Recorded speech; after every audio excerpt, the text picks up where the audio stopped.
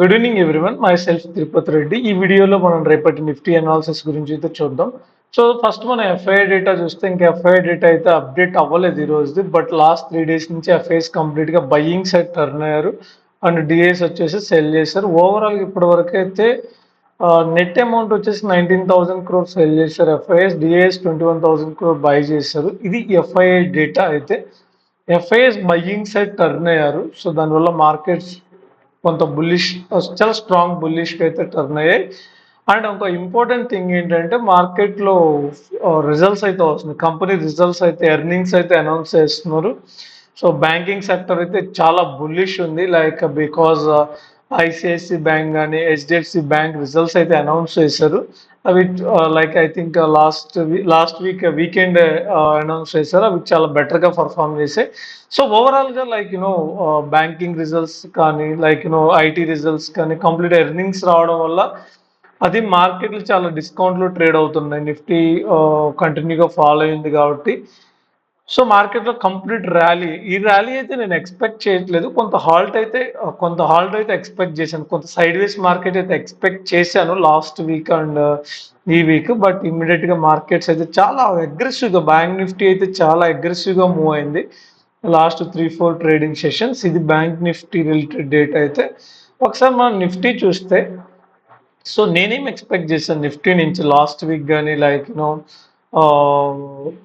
Last 3-4 trading sessions. ఇక్కడ మీకు ఎప్పుడైతే హాల్ట్ అవుతుందో, నేను ఐ థింక్ గురువారం వీడియో చేశాను. ఇక్కడ మార్కెట్ ఎప్పుడైతే హాల్ట్ అవుతుందో స్టిల్ నేను ఇదే రేంజ్లో మార్కెట్ ట్రేడ్ అవుతుందని ఎక్స్పెక్ట్ చేశాను. ఆర్ఎల్స్ ఇక్కడ నుంచి ఒక పుల్ బ్యాక్ అయితే ఎక్స్పెక్ట్ చేశాను. పుల్ బ్యాక్ రాకుండా మార్కెట్ మాత్రం చాలా స్ట్రైట్ అవే మూవ్ అయింది. స్టిల్ ఈ బ్రేక్అవుట్ వచ్చిన తర్వాత కూడా నేను మళ్ళీ అగైన్ ఇక్కడ ఒక సైడ్ వేస్ మార్కెట్ ఎక్స్పెక్ట్ చేశాను. మళ్ళీ ట్రెండ్ కంటిన్యూ అవుతుందని అయితే నేను ఎక్స్పెక్ట్ చేయలేదు. ఎందుకంటే మార్కెట్ ఎప్పుడు ఇలా స్ట్రైట్ లైన్లో మూవ్ అవ్వదు, చాలా రేర్గా మూవ్ అవుతుంటుంది. సో మనకి ఇక్కడ చూడండి మార్కెట్ ఈ బాటమ్ నుంచి ఎంత strong. So this is the bottom. So ఈ బాటమ్ నుంచి straight away rise, small pull back, again gap up, two days halt అయింది, మళ్ళీ అగైన్ ట్రెండ్ కంటిన్యూ అయింది. సో మీకు ఎక్కడ అంటే ఇలా స్ట్రైట్ లైన్లో మార్కెట్ ఎప్పుడు మూవ్ అవ్వదు. బేసిక్గా చాలా రేర్ కేసెస్లో మూవ్ అవుతూ ఉంటుంది. కంపెనీ ఎర్నింగ్స్ ఉన్నాయి అండ్ నిఫ్టీ చాలా డిస్కౌంట్లో ట్రేడ్ అవుతుంది కాబట్టి సో ఈ మూమెంట్ అయితే నేను ఎక్స్పెక్ట్ చేయలేదు. లైక్ ఈరోజు మార్కెట్ అగైన్ గ్యాప్ అప్ అయి మళ్ళీ అగైన్ ర్యాలీ కంటిన్యూ అవుతుంది అనేది నేను ఎక్స్పెక్ట్ చేయలేదు. ఇక్కడ ఏం నేను ఎక్స్పెక్ట్ చేశాను, ఇక్కడ నుంచి ఒక మూవ్ వచ్చింది కదా, స్లైట్ పుల్ బ్యాక్ వస్తుంది, పుల్ బ్యాక్ వచ్చి మళ్ళీ అగైన్ ట్రెండ్ కంటిన్యూ అవుతుంది అని అయితే ఎక్స్పెక్ట్ చేశాను. సో బట్ మార్కెట్ అయితే అల్ట్రా బుల్లిష్ ఉంది. సో ఐ థింక్ మార్కెట్ అయితే ఒక జోన్ అయితే రీచ్ అయిపోయింది. మార్కెట్లో ఈ జోన్ వచ్చి మేజర్ జోన్. సో మనకి ఇక్కడ నుంచి సో ఈ జోన్ అంతా ఏదైతే ఉందో, అంటే ఇది నేను రేపటి కోసం చెప్పట్లేదు, లాంగ్ టర్మ్ పాయింట్ ఆఫ్ వ్యూలో మనకి ఈ జోన్ ఏదైతే ఉందో ఈ జోన్ అంతా మేజర్ జోన్. సో ఇక్కడ నుంచి మార్కెట్ ఫాల్ అయింది, మళ్ళీ అగైన్ రెసిస్టెన్స్, మళ్ళీ అగైన్ ఫాల్, మళ్ళీ అగైన్ సేమ్ లెవెల్కి రీచ్ అయింది, మళ్ళీ అగైన్ ఫాల్.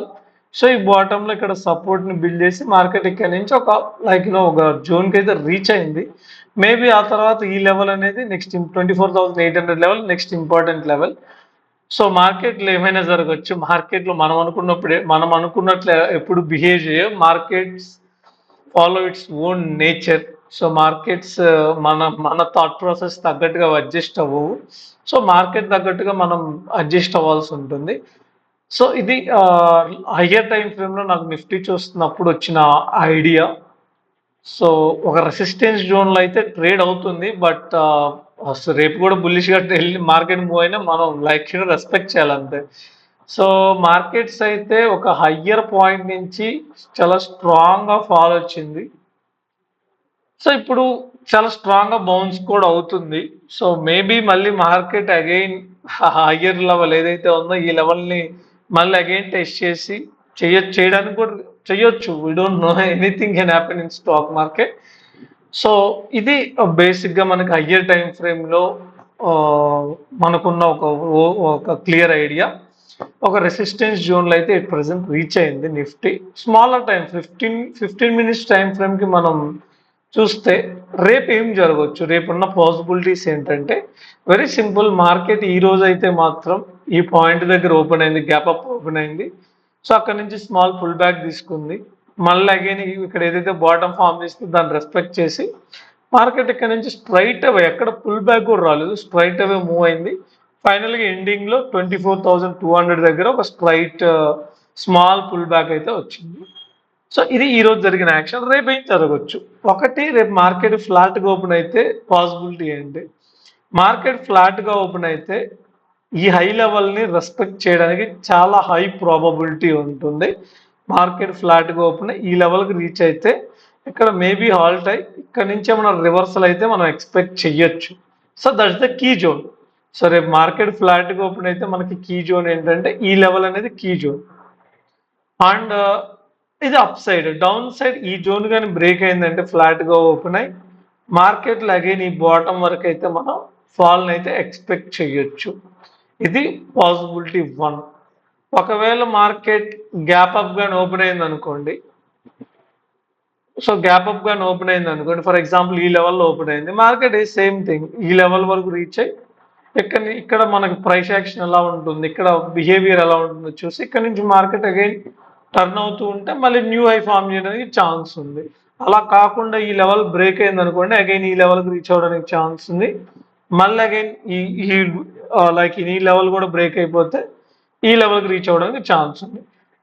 అలా కాకుండా మార్కెట్ గ్యాప్ డౌన్ ఓపెన్ అయింది అనుకోండి, for example gap down open అయింది, మార్కెట్ ఈ లెవెల్కి రీచ్ అయింది అనుకోండి, ఈ బాటమ్కి మనకి ఇక్కడ నుంచి మళ్ళీ అగైన్ బౌన్స్ అనేది ఎక్స్పెక్ట్ చేయొచ్చు. సో ఇవి నిఫ్టీలో ఉన్న పాసిబిలిటీస్. అయితే వెరీ సింపుల్. ఫ్లాట్గా అయితే ఓపెన్ అయితే ఏం చేయాలి, గ్యాప్ అప్ అయితే ఓపెన్ అయితే ఏం చేయాలి, గ్యాప్ డౌన్ ఓపెన్ అయితే ఏం చేయాలి అనేది మనకు క్లియర్ కట్ ఐడియా ఉంటే రేపు మార్కెట్ ఓపెన్ అయిన తర్వాత సో మార్కెట్ మూవ్మెంట్ని బట్టి మనం డిసైడ్ అవుతాం ఏం చేయాలనేది. ఇది నిఫ్టీ రేపటి లెవెల్స్ అయితే 24,200 అండ్ 24,100 అండ్ 23,900.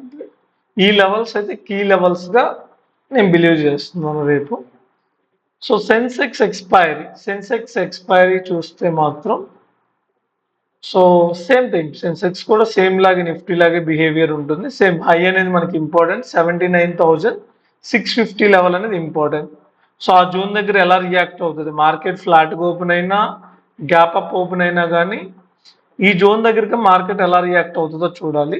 ఆ తర్వాత 79,400 ఈ లెవెల్ దగ్గర మార్కెట్ ఎలా బిహేవ్ చేస్తుంది, ఫ్లాట్గా ఓపెన్ అయితే ఈ లెవెల్ బ్రేక్ అయితే ఎర్లీ మార్నింగ్ మార్కెట్లో 78,700 వరకు మనం ఫాల్ అయితే ఎక్స్పెక్ట్ చేయొచ్చు ఫ్లాట్గా ఓపెన్ అయితే. గ్యాప్ అప్ ఓపెన్ అయింది అనుకోండి, సేమ్ 79,650 దగ్గరికి వచ్చి అక్కడ మార్కెట్ బిహేవియర్ ఎలా ఉంటుంది, సైడ్ వేస్ అయి మళ్ళీ బ్రేక్ అయ్యి కిందకు వస్తుందా లేదా అక్కడ సపోర్ట్ తీసుకొని అప్ సైడ్ టర్న్ అవుతుంది. గ్యాప్ డౌన్ ఓపెన్ అయింది అనుకోండి, ఈ బాటమ్ 78,700 దగ్గర ఎలా ఇది వర్క్ అవుతుంది, ఎలా సపోర్ట్ కానీ అక్కడ ఎలా రియాక్ట్ అవుతుంది అనే దాని బేస్ మీద మనం పొజిషన్స్ అయితే బిల్డ్ చేయొచ్చు. సో రేపైతే నాకు సైడ్ వేస్ వ్యూ అయితే ఉంది. అంత లైక్ ఈ రోజు మార్కెట్ ఏదైతే రేంజ్లో ట్రేడ్ అయిందో రేపు కూడా అదే రేంజ్లో ట్రేడ్ అవుతుందన్న థాట్ ప్రాసెస్లో ఉన్నాను. ఒకవేళ మార్కెట్ ఈరోజు హైని బ్రేక్ అయినా కానీ అంత ర్యాలీ అయితే రాకపోవచ్చు. ఈ హై బ్రేక్ అయినా కానీ మార్కెట్ అంత అగ్రెసివ్గా అప్ సైడ్ అయితే వెళ్తుందని నేనైతే బిలీవ్ చేయలేదు. ఒకవేళ హై బ్రేక్ అయినా మళ్ళీ ఇక్కడ హాల్ట్ అయ్యి సెకండ్ హాఫ్లో మళ్ళీ డౌన్కి రావడానికి ఛాన్స్ ఉంది. సో ఫస్ట్ హాఫ్లో ఒక డైరెక్షన్లో మూవ్ అయితే సెకండ్ హాఫ్లో దాని ఆపోజిట్ డైరెక్షన్లో మూవ్ అవుతుంది అనేది నా ఎక్స్పెక్టేషన్ టుమారో మార్కెట్. సో ఇది ఓవరాల్గా రేపటి నిఫ్టీ అనాలిసిస్ అయితే. Thank you for watching the video. By by.